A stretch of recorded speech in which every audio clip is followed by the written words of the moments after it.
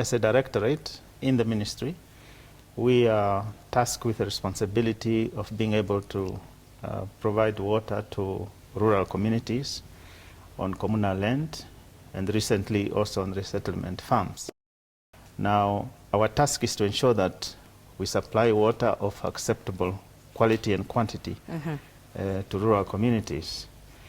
Now, the state of it, of course, if you look back to where we have come as a country, one could say that we have made significant inroads in terms of being able to reach more people than it was the case previously.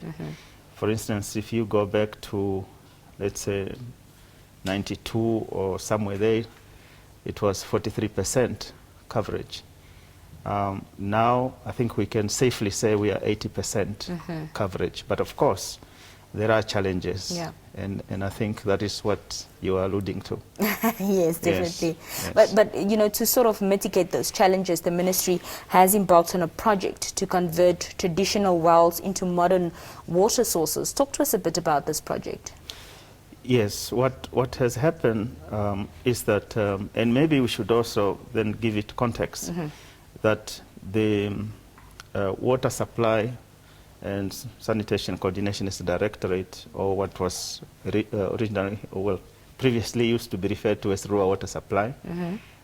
We have offices in all 13 regions, and we are working also on having one satellite office here in Commerce to cater for rural areas in the Commerce region.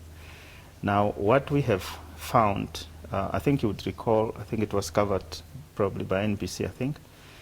Sometimes you find that in the search for water, some of the communities find themselves even falling in traditional wells, which are a sole source of water for some communities.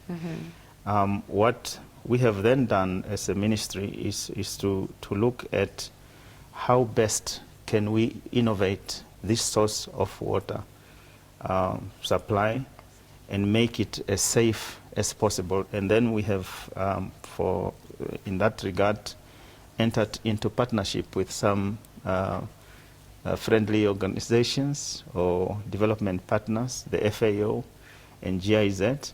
So what we do essentially is we go to a particular area and we find that what they do in terms of water supply is on a traditional well. So we build that traditional well up from in-house capacity, that is our artisans.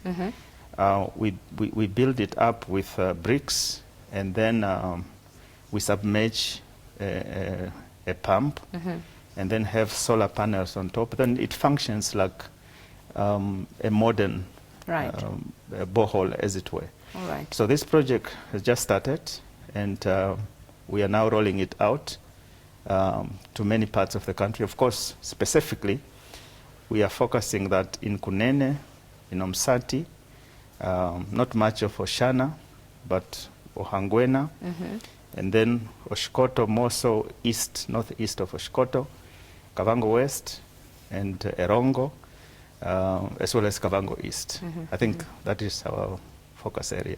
You mentioned earlier that we had a capacity of about 80% access to water. When do you foresee that we'll reach full capacity of 100%? What more needs to be done? Yeah, I think ideally, of course, we would hope that 100% should have been reached by now. I think it is hard for me to be able to say that we want to reach it in 2 years or 4 years, etc. But our job is to ensure that we actualize that in the shortest possible time there is. And we are confident that within the resources, limited as they are, that we have, we can be able to reach a great deal.